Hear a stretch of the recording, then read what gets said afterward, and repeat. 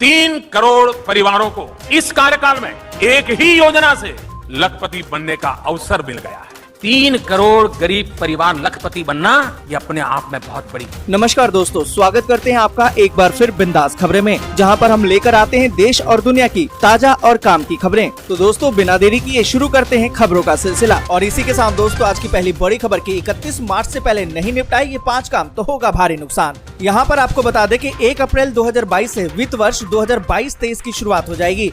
अगर ये 5 काम आपने नहीं किए तो कई नुकसान भुगतने पड़ सकते हैं, इसलिए आप अपने सारे पेंडिंग काम को जल्दी से जल्दी पूरा कर लें। अगर 31 मार्च तक कुछ काम आपके नहीं निपट पाए तो आपको जुर्माना भी देना पड़ सकता है। आपको बता दें कि आधार कार्ड को पैन से लिंक करवाना भी एक अनिवार्य काम है और इसकी अंतिम तारीख 31 मार्च है, इसलिए 31 मार्च का इंतजार किए बगैर ही आप अपने पैन को आधार से लिंक करवा लें। आपको बता दें कि देर से या फिर संशोधित टैक्स रिटर्न भरने की अंतिम तारीख भी 31 मार्च है। अगर आपने साल 2020-21 के लिए इनकम टैक्स रिटर्न फाइल नहीं किया है तो उसकी डेडलाइन भी आ रही है, आप उससे पहले इसको जरूर भर दें। वहीं आपको बता दें कि बहुत से लोग डाकघरों में अलग अलग स्कीम में पैसे लगाते हैं। अगर आपने भी पब्लिक प्रोविडेंट फंड या फिर नेशनल पेंशन स्कीम या फिर सुकन्या समृद्धि योजना में पैसे जमा किए हैं और इन अकाउंट्स में चालू वित्त वर्ष में कोई पैसा जमा नहीं किया तो आपको इसमें जरूर से ट्रांजैक्शन कर लेना चाहिए, क्योंकि इसकी भी अंतिम तारीख 31 मार्च ही है। और आपको बता दें कि भारतीय रिजर्व बैंक यानी कि आरबीआई ने केवाईसी को पूरा करने की समय सीमा 31 दिसंबर 2021 से बढ़ाकर 31 मार्च 2022 कर दी है।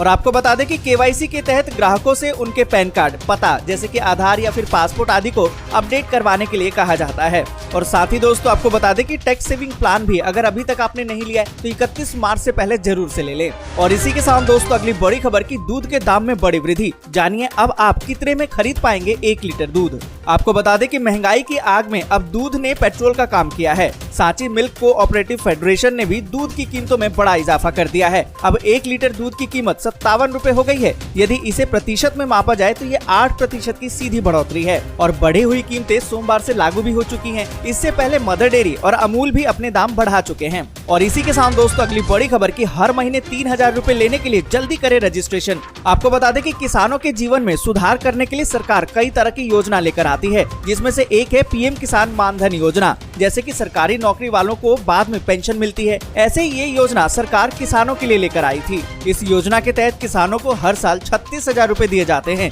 यानी कि हर महीने सरकार किसानों को 3,000 रुपए देती है। अगर आप भी इस योजना का लाभ उठाना चाहते हैं तो सबसे पहले आपको रजिस्ट्रेशन करवाना होगा। पर यहाँ पर आपको बता दें कि इनके नियमों के अनुसार आपकी उम्र 18 से लेकर 40 साल तक होनी चाहिए। किसानों को 60 साल की आयु तक पहुँचने के बाद 3,000 रुपए मासिक पेंशन मिलेगी। किसान की मृत्यु हो जाने पर उनकी पत्नी या परिवार को पेंशन के रूप में 50% प्राप्त होगा। और इसी के साथ दोस्तों अगली बड़ी खबर की ट्रेन के जर्नल टिकट अब यात्री पेटीएम से भी ले सकेंगे। रेल मंत्रालय ने ट्वीट करके दी है इसकी जानकारी।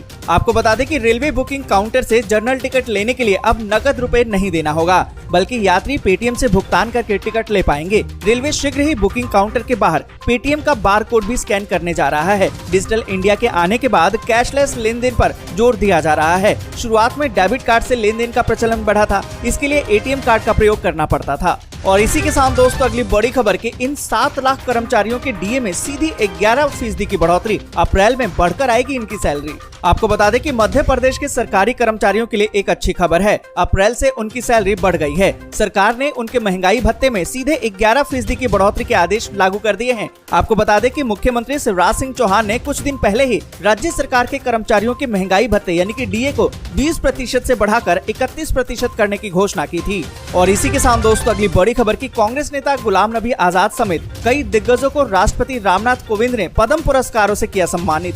आपको बता दें कि राष्ट्रपति रामनाथ कोविंद ने सोमवार को राष्ट्रपति भवन में आयोजित अलंकार समारोह में कांग्रेस नेता गुलाम नबी आजाद समेत कई हस्तियों को साल 2022 के पद्म पुरस्कारों से सम्मानित किया। और इसी के साथ दोस्तों अगली बड़ी खबर की रेलवे की इन ट्रेनों में अब फिर से मिलेंगे कंबल और चादर, यात्रा करने में होगी आसानी। आपको बता दें कि कोरोना काल के दौरान रेल यात्रियों के लिए बंद की गई सुविधाओं को अब भारतीय रेलवे धीरे धीरे बहाल कर रहा है। इसी कड़ी में ट्रेनों में यात्रियों को मिलने वाली बेडरोल की सुविधा अब बहाल कर दी गई है। कुछ दिन पहले सुविधा को तत्काल प्रभाव से बहाल करने के निर्देश जारी कर दिए गए थे, लेकिन तकनीकी कारणों से अभी तक ये सुविधा बहाल नहीं हो पाई थी। लेकिन अब पूर्वोत्तर रेलवे के अंतर्गत चलने वाली ट्रेनों में ये सुविधा 21 मार्च से शुरू हो गई है। और इसी के साथ दोस्तों अगली बड़ी खबर की मार्च में ही गर्मी दिखाने लगी तेवर। दिल्ली में 37 तो राजस्थान में 40 डिग्री तक पहुंचा पारा। आपको बता दें कि देश के कई हिस्सों में अभी से ही भीषण गर्मी पड़ने लगी है। अभी मार्च का महीना चल रहा है और अभी से दिल्ली, राजस्थान, मध्य प्रदेश समेत कई राज्यों में गर्म हवाएं चलनी शुरू हो गई हैं। मौसम विशेषज्ञों की माने तो राष्ट्रीय राजधानी दिल्ली समेत उत्तर प्रदेश, मध्य प्रदेश और राजस्थान में इस साल भीषण गर्मी का प्रकोप देखने को मिल सकता है। और आपको बता दें कि दिल्ली के तापमान की बात करें तो अधिकतम तापमान 37 डिग्री सेल्सियस के आसपास रहने की संभावना है। वहीं राजस्थान के कई जिलों में पारा 40 डिग्री सेल्सियस के पार पहुंच गया है।